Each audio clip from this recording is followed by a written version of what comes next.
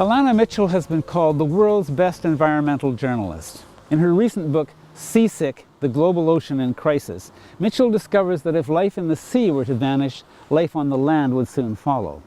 Human activity has already profoundly changed ocean chemistry and biology, putting us all at risk, and we don't even know it.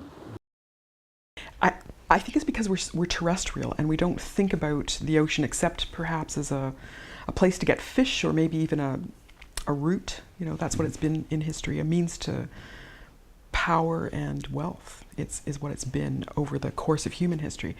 But it's much more than that, as I discovered. Biologically, it's what gives us life. And without it, we would all be dead. And that concept is just so foreign to us. Tell me a little more about the chemical systems. How does that actually work? Because again, I think it's, for a lot of people, this is going to be quite a surprise. Well, it's about oxygen, for one thing. So about every second breath you and I are breathing right now comes from, it is composed of oxygen produced by plankton. So these are the little plants in the ocean that figured out 3.5 billion years ago how to photosynthesize. So they are able to convert sunshine into carbon and oxygen and sugar. And that's the basis of life on the planet as we know it now.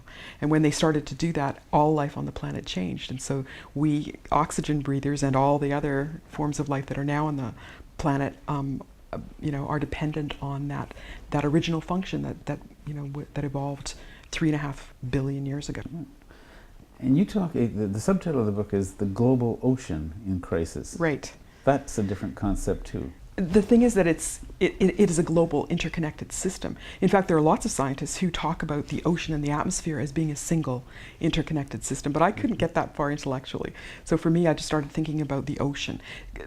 I think, the way one of the scientists put it to me is that you don't have any part of your blood system that is simply the blood from your finger, because the blood from your finger is connected to all the other blood in your system, and that's how the ocean works. It's all an interconnected system, which isn't to say that, that animals can live in any part, the same animal can live in any part of it. That's not what it means. It means that, but all of those, all of that water is, at some point flows together. It strikes me that the time is now for us to write a completely new story about climate and ocean change, which is not this story that, oh my God, we're going to die. Oh my God, it's a terrible situation and that's it, let's all give up. This is the dance of death.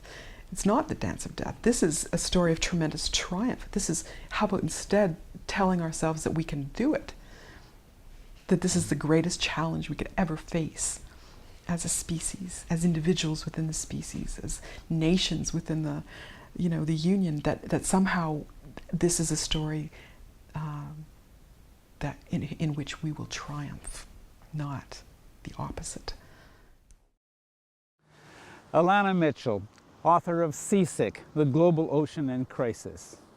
For The Green Interview, I'm Silver Donald Cameron. See you next time.